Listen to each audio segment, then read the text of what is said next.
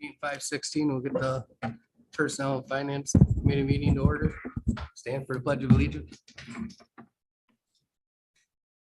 Allegiance to the flag of the United States of America, to the republic for which it stands, one nation under God, indivisible, with liberty and justice for all. I get a motion to approve the agenda, removing item number 3. So move. Second. All those in favor? Aye. Opposed? Motion carried. First on the agenda is an audit presentation. Judy Brent. Okay, so attending via Zoom, we have Brent Nelson. He is a partner CPA at Johnson Block and Company, and he headed our 2021 audit along with a couple of other colleagues from his firm. And he will be going through an audit presentation tonight. Please, as he goes through his presentation, if you have any questions of himself or myself, please feel free to ask those questions as he goes through. With that, Brent, I will leave it to you. Thanks, Judy. Hopefully everybody can hear me all right. Yep. So my plan tonight, and I saw the council pack that went out, has our full detail audit report in it, you know, the 80+ pages. So my plan tonight was to keep it pretty high level, have a PowerPoint that I was going to go through. But like Judy said, we were on site the first part of April, and then we kind of pull everything together in May and June. We issued our report last week, but I'm here tonight trying to keep a pretty high level reporting on the year ended 2021 financial results. So I'm going to share my screen here.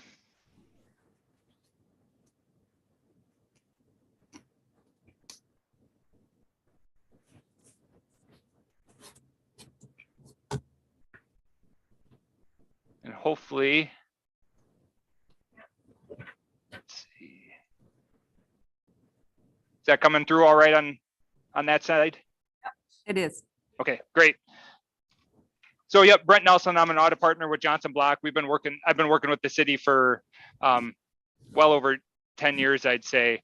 So we're here reporting on the year ended December 31st, 2021. So in our report, we issued what's called an unmodified opinion. So better known as a clean opinion. Basically, we feel the financial statements we issued in all material respects were in accordance with generally accepted accounting principles. So that's the highest opinion we can offer. Nothing came to our attention that give us reason to modify our opinion. We issued an unmodified opinion. Before we went final with the report, we sent the draft documents to city management to have a chance to review, ask questions, any edits. So before we went final with everything late last week, management had a chance to review a draft. In addition to the audited financial statements themselves, there's a separate audit communication document, and I believe that went out with the council packet as well. I'll touch on that a little bit briefly toward the end of the presentation. Something unique we had to do this year that isn't an annual thing. We had to perform a final closeout audit on the environmental remediation district. In that report we issued mid-June, but basically since that TIF district was started in 1999, it formally had to terminate here in early 2022, which requires a final closeout audit. So that was something unique we had to do this year.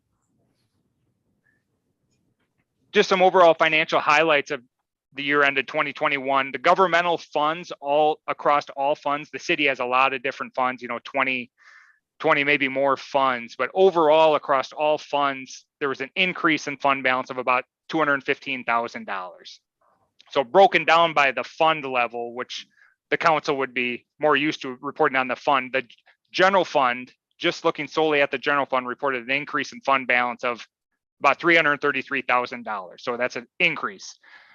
One fund that did go down, which makes sense, that capital projects fund went down roughly $925,000.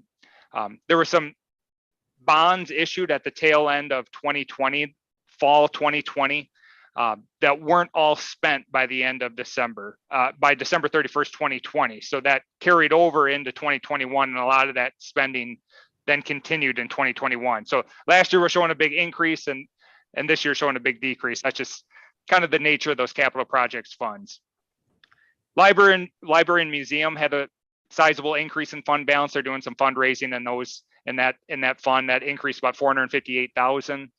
The environmental TIF district I mentioned a little bit earlier for 2021 is showing an increase in fund balance of 210,000, which is a bit misleading. So basically, the general fund had to do a final ending transfer to that fund to cover the deficit. So basically, if a TIF district hasn't recovered all of its costs, the general fund or some other fund of the city or village, whatever it may be, has to support that. It basically gets absorbed by the city of New London when it doesn't recover all of its costs. So of that $210,000 increase in net fund balance for 2021, about 194,000 of that was a general fund transfer. Debt service fund increase, that fund has been building up some fund balance here, increased by about 58,000. On an overall basis, the general fund reported positive budget to actual results. Revenues came in higher than budgeted. Expenses were less than budgeted. So that was a big driver of why that increase in general fund balance occurred. Just a little bit on the utilities, the electric and water utility increased by roughly 694,000. And that is one fund of the city that is outside the scope of our audit. That the electric and water utility has separate auditors, and we do some due diligence work and rely on their report, but we do capture that within the all-encompassing City of New London financials. The sewer utility is within the scope of our audit. That had an increase in fund balance of about 123,000. Somewhat misleading with that 123,000 is investment earnings are part of that number. There was investment earnings in 2021 of about 100,000. So I guess if the end of 2022 is anything like the beginning of 2022, I could see that being a decrease there. And most of my slides here, I focus on the general fund. Like I said, the city has 20 or more funds. Most of my slides focus on the general fund because that tends to get the most attention. Here's a 5-year look at the general fund balance. So you can see it was at its peak at the end of 2017 and then took a dip down in 2018. There was about a $1.2 million transfer from the general fund to the capital projects fund in 2018. There were some excess reserves at that point in time. And then since then, the general fund has had a steady increase in fund balance. There's different classifications of general fund balance. So total fund balance at the end of 2021 was about $6.6 million. Of that, what is unassigned, basically the discretionary piece of that total is about $4.2 million. So of the general fund's total fund balance, $4.2 million is unassigned, can be used for whatever the city so chooses. There's no external restrictions on that. There's no internal restrictions on it at this point. That unassigned fund balance represents about 62% of 2021 general fund expenditures. So 62%, the city has a fund balance policy of where the minimum it wants its unassigned fund balance to be at 25% of annual expenditures. So the city is well above that minimum, that internal minimum that it sets for itself. Just looking at revenues, I have a 3-year trend comparative look, 2019, 2020, 21 revenues. This is just the general fund again. So the last 3 years, taxes has been approximately 44% of the total revenues of the general fund. So that's the biggest piece of the pie, is that 44% of mostly property taxes are what's in that. The general fund, this doesn't include things like the wheel tax. That's earmarked separately in the capital projects fund. This is just looking at the general fund. So the biggest piece is the taxes, followed by intergovernmental revenues, makes up a close second at 42% of revenue. There has been some swings in general fund revenues in recent years, and that's not just the city of New London, that's for all municipalities. There was an uptick in intergovernmental revenue in 2020 with the immediate COVID relief funds that came, the routes to recovery. That was kind of one-time funding. And then likewise, public charges for services. So that'd be things like pool fees, maybe some library fees. So things were really impacted by COVID, where we saw those return to more normalcy here in 2021. So at or above 2019 levels.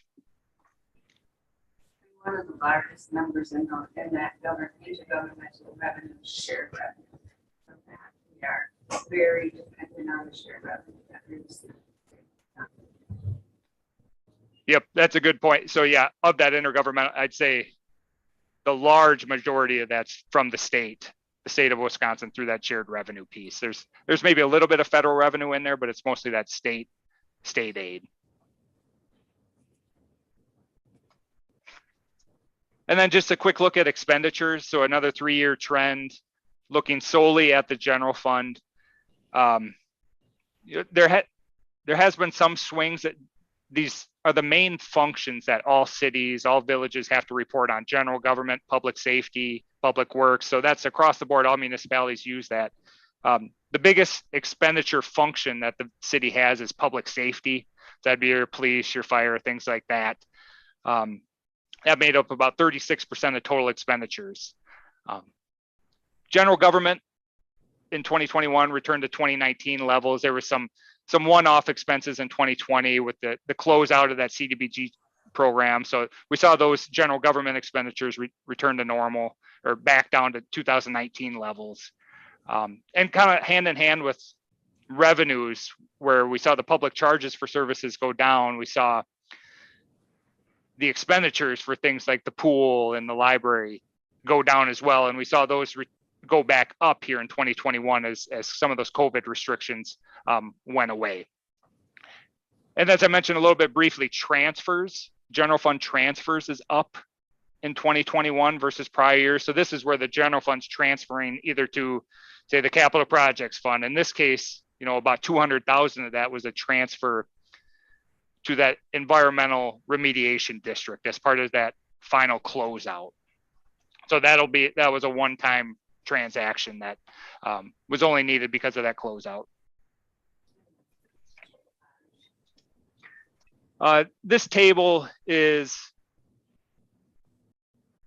a schedule of the long-term obligations of the city. So this would be things like long-term bonds, revenue bonds, where big capital projects that come along where the city issues millions of dollars in debt in order to finance those and pay them over the 10, 20 years. So overall, yeah, there was a big borrowing at the end of 2020. 2021 was a relatively quiet year as far as new long-term debt. There was a $250,000 loan issued in 2021. That was for largely the roof and some library projects that were going on. But other than that, there was no new revenue bonds, no new general obligation bonds issued during the year. It was just continuing to pay down the existing debt. So governmental activities, so this would be your general fund debt, capital projects debt, basically non-utility debt would be your governmental activity. So at the end of the year, outstanding bonds that the city has would be about $10 million. So that's as of December 31st, 2021. So the business type activities, that would be your utility debt, your electric, water, sewer utility debt. So at the end of the year, those utilities had a total outstanding debt of about $16 million. So a little less than 5 million of that is sewer, with the rest of that being, 11 million plus being electric and water utility debt. So the state of Wisconsin does have a limit on how much general obligation debt a city can issue, and that's capped at 5% of the equalized value of property within the city. So the state statute limit is $22,500,000.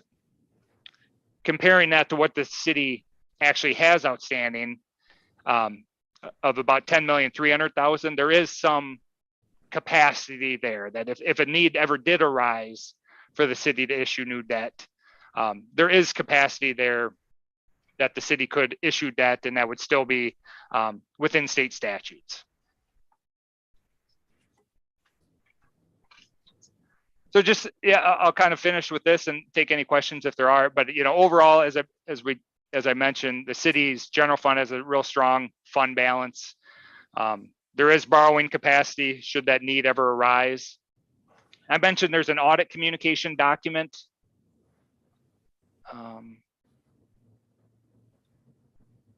There's an audit communication document that we issue in connection with any audit that we do.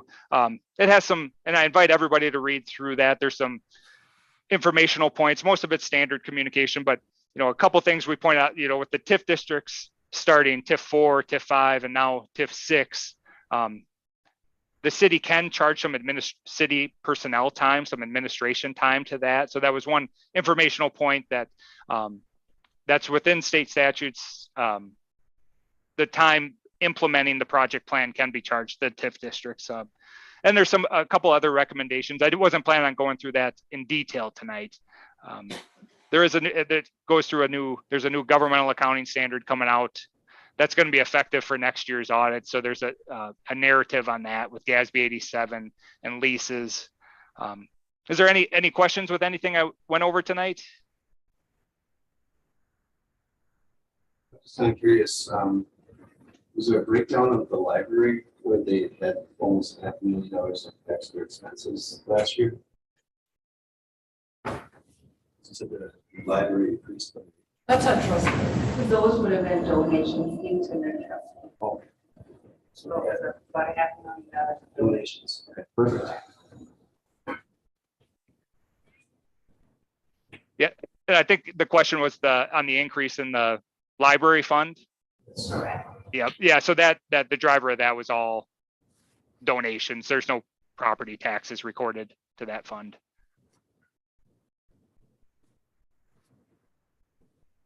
I guess another point that I would make is about our debt and our borrowing capacity. We are only about half of our capacity. Practice to debt at 100% capacity of what the state statute allows.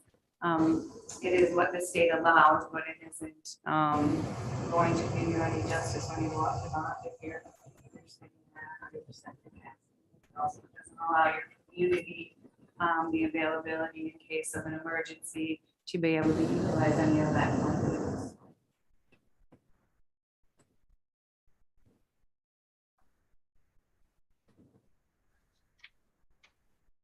But otherwise, yeah, the audit, as I mentioned, yeah, we were on site in April. Came on site. It was kind of a unique snowstorm in April. I remember the day quite well. But everybody at the city has been great to work with, always accommodating, answer all of our questions. Appreciate working with the city, and we're available throughout the year if questions ever arise. Any other questions? Any comments about the audit? All right. Thank you. Thank you.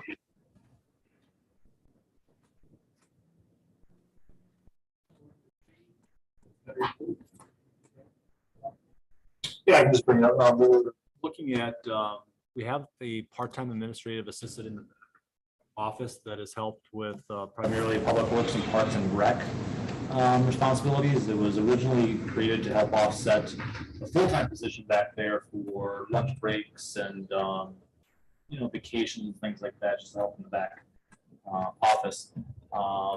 When the previous administrative assistant, Michelle, left and Jane took over, we talked about maybe making the part-time position a little bit more of a full city hall floor position, and that's the position description you see proposed in there. But since then, we've been talking more and more with staff and evaluating the need with that, and we just had a meeting yesterday about that, and management has really come to the decision that if we do create that position into a full floor position for the entire building, we feel like at this point in time, it's going to dilute too much of what we need in the back to help offset the full-time position back there.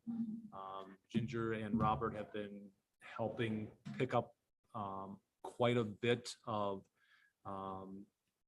not the slack, but quite a bit of when Jane's gone, baby breaks, things like that. And it's really taken out of their time, taking their input, and it's really taken out of their time back there to get their job done, just because they're answering the phones and up in the window and things like that. So it's also a little bit of a strain because the full-time administrative assistant is the deputy clerk for elections. And Nicole made the comment is she's been going back there quite a bit to try to have Jane help with the election stuff, because she's been so swamped back there with program administration and the phone call. Jane can't even get away to help with the election. So yeah, we really do need that position primarily back there so that, you know, he or she could jump in to allow Jane to come up and help with election stuff as well. So in the end, we think leaving it back to the way we had it is the best route for us right now. But in the position description, it does have other duties as assigned, so the position can still be floated around as needed, but probably just less than what we were envisioning with this. So in a nutshell, leave it as is for now, and we plan on just filling it as it was and making the changes. That's why we pulled it off. I guess with that, I will also comment that we are in contact with Fox Valley Technical College.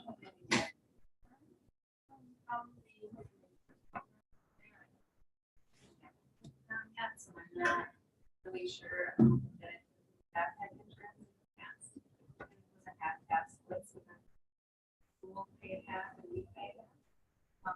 So it's just for coming. But it's going to be that position.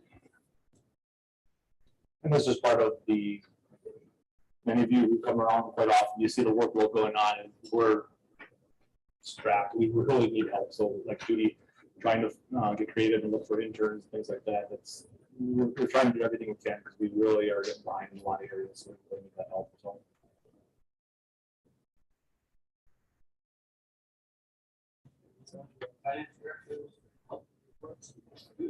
So we are now in the month of May.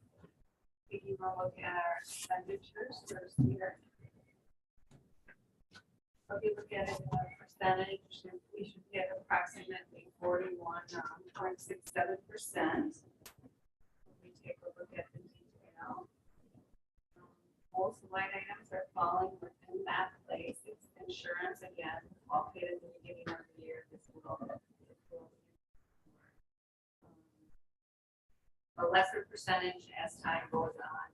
It will not go over 100%. Table 3, one of the things that are currently expensed there is actually the designated funds for what's being, we had to pay half of the cost of what the improvements that are coming here in the South Chambers.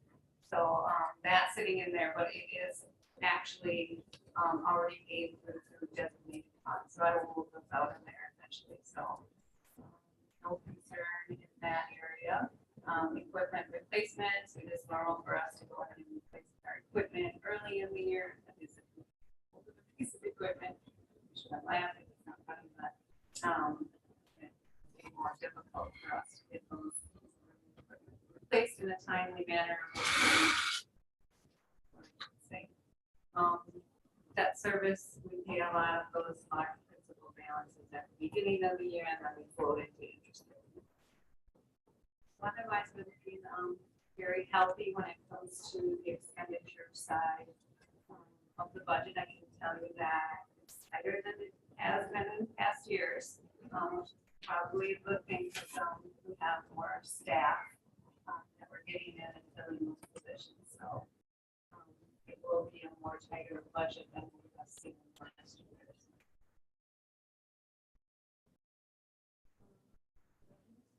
Also, I don't see anything at this point that we won't fully collect at the end of the year. But there are some property taxes in August, tax equivalents late in the year. Unfortunately, a lot of our revenue really does flow in at the end of the year, and that is why it's so important when we said we have a nice healthy fund balance, because we float our ourselves through the year. We don't have to go out and short-term borrow in order to pay ourselves. So, it is important that the city hold on to that, healthy fund balance so that we can pay for our bills as we go through the year. The state shared revenue comes in November. You'll see a small amount come in July. Most of that will come in November. And I can tell you last year when you talked about the increase in charges for services, a lot of that was in construction. We are seeing some large increases within construction permits. There you go. So I would anticipate those to be up again. Any questions on any of those? Our unassigned and unassigned fund balance, nothing has changed in here from last month. Point out where those funds are right here in the cable TV reserve. This is where we anticipate about $81,000 of expense in this chambers technology upgrades.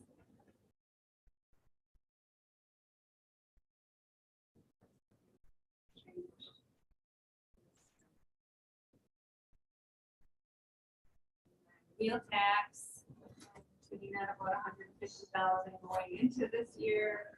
And right now, we've been taking $277,000 of that to help with the Avon lines and Lima projects. that are going on right now. And then our bonding schedule. Last month I went through and talked about how this schedule will be utilized. Reference it.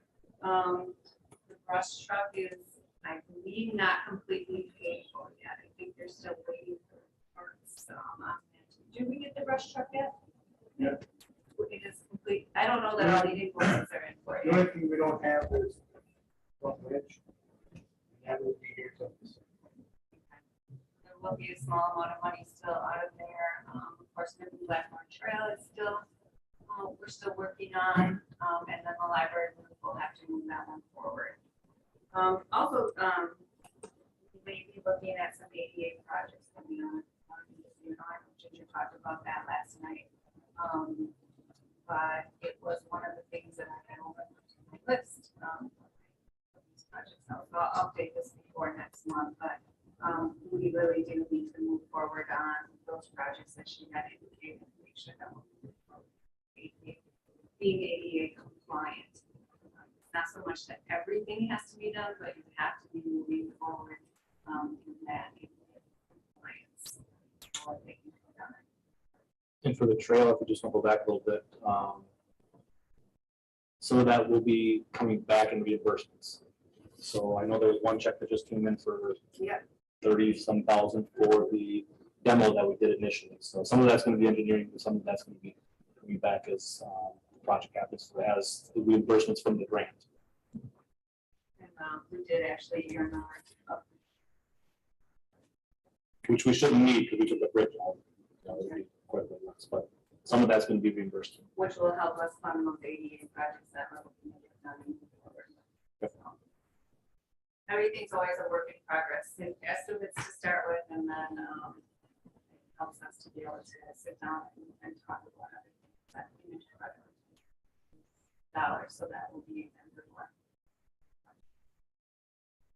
And then this is the state trust fund loan that Brent actually talked about, the $250,000, and that was for the roof projects, the two roof projects we could not bond for, and then the library.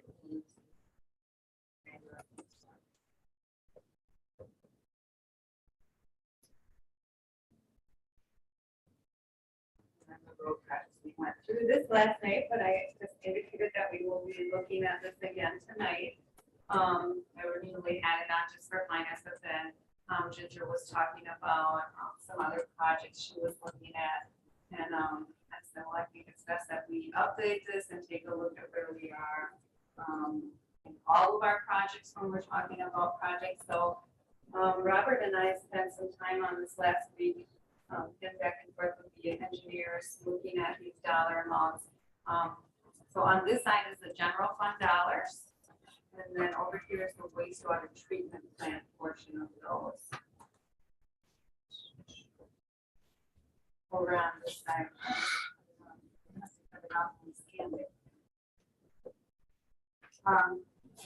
So the wastewater treatment plant portion of the budget is over here.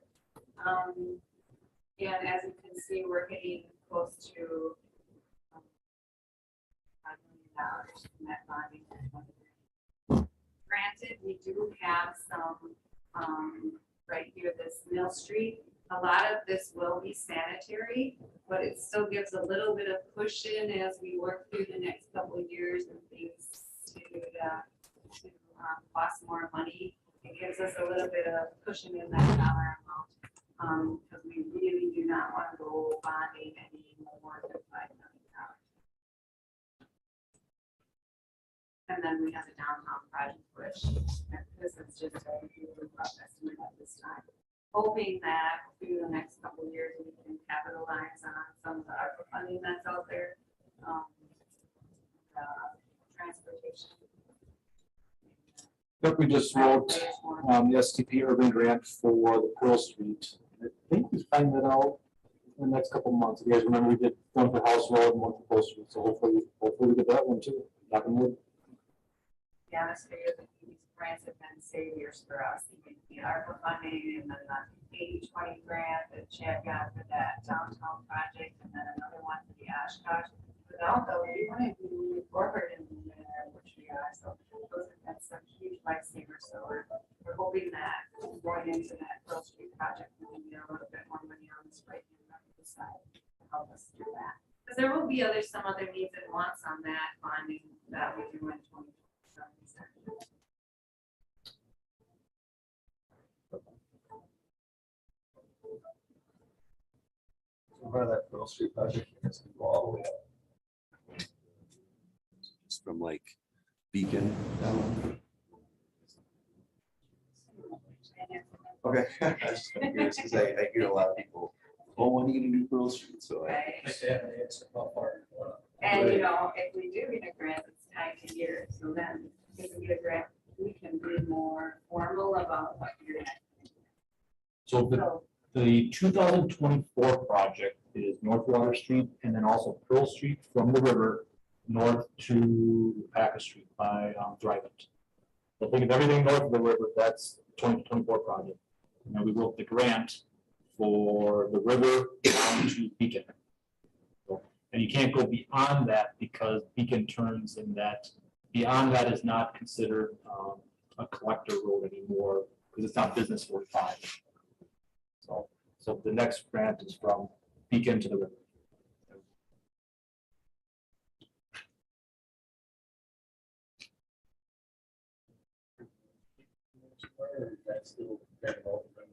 Mill Street. It's right here, 26. Yeah, sorry, I know. So I'm that not really much of a color coding person, but I was trying to help tie revenues to expenditures, so. and that would just be for the utility part of it. If we can get the sanitary and if anyone utilities can work in the water, then Outagamie County Highway Department would be coming, following up and then doing the roadway.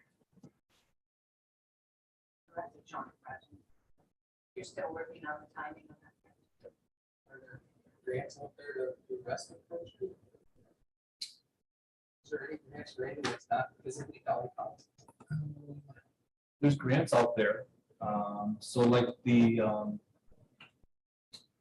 STP local grant that we wrote for House Road.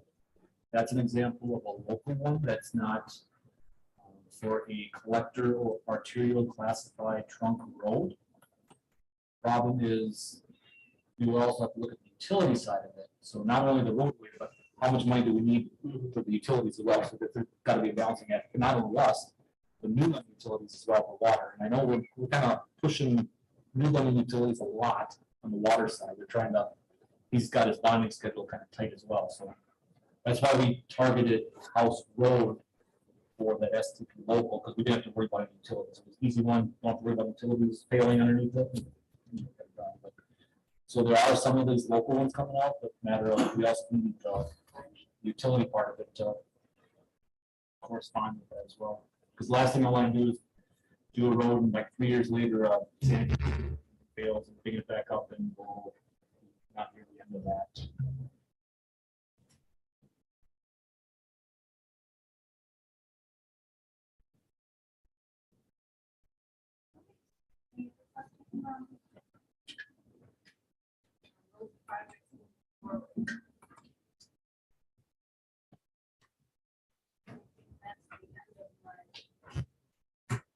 Monthly reports.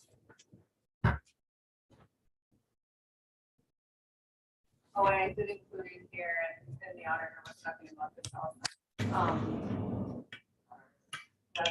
Our debt service capacity. So, exactly what he was talking about, the $10 million last October, that other stuff we should hold on to in order to get better rates. Not saying, that's written in stone. Another reason you want to hold on just in case of emergency. It's going to happen where you need that capacity. Number million, so 5.7. So we're knocking on 5 right now. Because we want to think about the next bonding, because you always want to look forward, so we need to know so that we can get grocery done.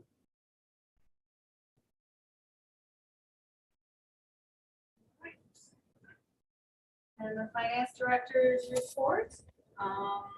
Let's see. Hopefully I responded to follow-up questions for the audit. I completed the first amount of pages in this audit is mine. So like 18, 20 pages of this I put together for the audit. Jen always also helps with a couple of pages talking about the city. Actually, I call it our bragging rights. So we talk about all the great things that are going on within the city. We also call that those first 18, 20 pages for the common user. So if you have not looked at it, it really is easier for somebody who doesn't understand the accounting to read through. And we do put a lot of time into those pages. And like I said, Chad comes up with a lot of the economic development side of that. And we talk about the city. This is for investors. So remember when we bond, this is what they look at. So we're trying to make we're not trying because we are doing it right now. Our investable. So that one is basically what that audit is for. If you didn't bond, you wouldn't have to have an audit. And that's, so I worked on that. The audit presented tonight. Ben and I finalized the wastewater treatment plan. As you know, we presented that. We did submit that information to the auditors along with a number of questions that they had from the beginning. We're just waiting for them to full circle around and look at it and start with that question process. I submitted the ER10 reporting. I talked about that also. I had the final accounting done by Brent. I actually submitted the reporting going to the annual final reporting and then held the final joint review board meeting for the ER10. Attended a street construction project meeting with the engineers, and that's how we were able to move forward with all of our estimates for our street construction projects. Updated a lot of financial information for the meeting tonight. I attended the league meeting over in Oshkosh for 2.5 days. I attended a board meeting, held a joint review board meeting for TID 6, the Titan expansion.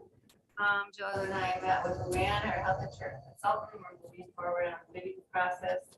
Now that we entrusted decided to leave the health insurance market, we are working on the bidding process. So there's a lot of information that we have to fill out to get over to our health insurance consultant so that they can begin that bidding process.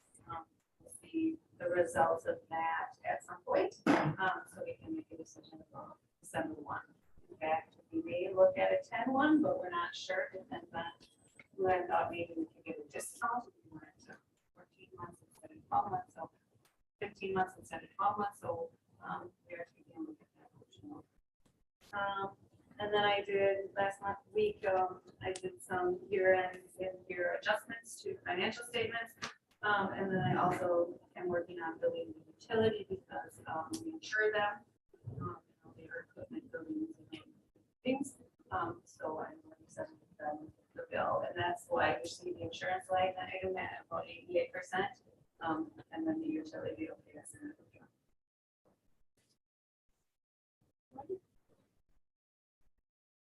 Question? This is not for down the road, but when we start looking at 2023, but it's 73%. We will see, like, taking in 7%. You know, salary increases for, you know, maybe we're looking at normal or additional.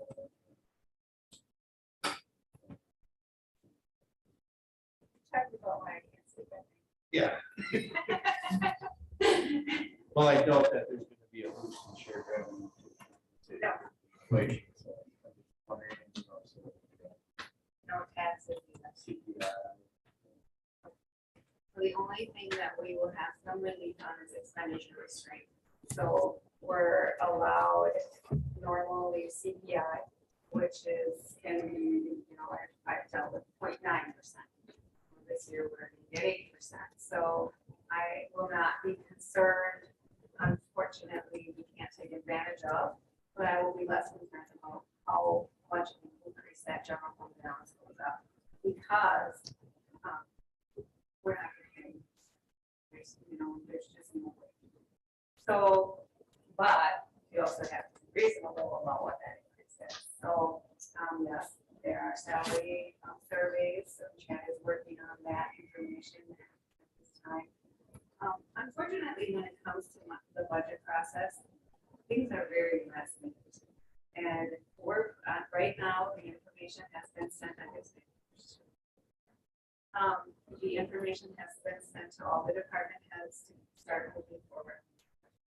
I put in an 8% increase for health insurance, because that's what the average is right now. And when it comes to a lot of the other salary line items, I said at this point, just give it a 2.5% if you want to put something in there, and we're working and moving forward on what that's going to look like. But Robert is new and Ginger is new with this process. I mean, Chad has been through this and he'll be a great asset to them, but myself too. You know, I've got Robin and I have already planned a meeting so that I can help him. I mean, it's not just all those fringes and out, it's fringes and not down also. To get a better understanding of the grasp of what that budget entails and what it means. So you also have to understand that there's a lot of new people working through that process this year on top of everything else that's going on. So, but we are not going to see any relief from the state. My understanding is possibly some increase in the highways, but otherwise shared revenue we expect to remain flat. We will not be able to increase our tax levy any more than that in construction. And that I anticipate to be $24,000 to $30,000. So that's what I have to work with. Things that, you know, we're already looking at with that operational budget, that we surpass that. But to be honest with you, you take the budget in, you know, let people put together what they need to put together, and then you look at it as a whole. And I usually present it to you folks in October. Once we have all gotten together, you know, internally and decided what it's going to look like. So it's already in the process. It's just It's a lot this year. not going to be a easy budget year, but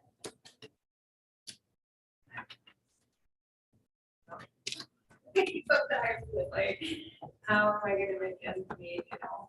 How are we gonna get there? You can't, to be honest with you, I always say, you can't always say no. You can't always, sometimes you have to find a way. How are you gonna keep people working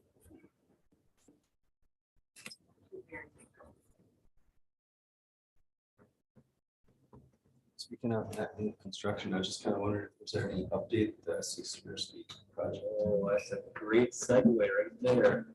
I was gonna wait to the next question and answer, but for everyone, I anticipate, and I didn't even have the chance to talk to Mayor yet, that maybe we're gonna have possibly a committee of the whole meeting for the council meeting on 2 Tuesdays from now.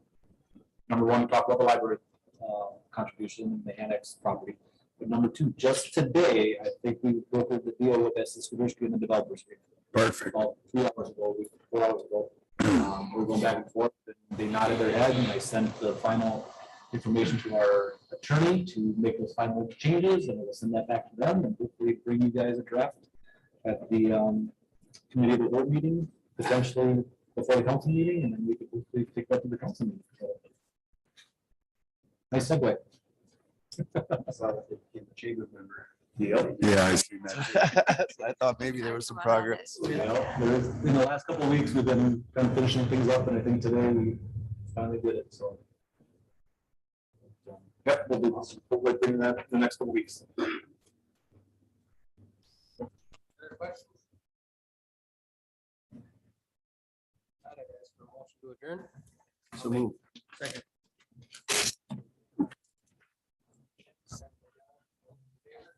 Aye.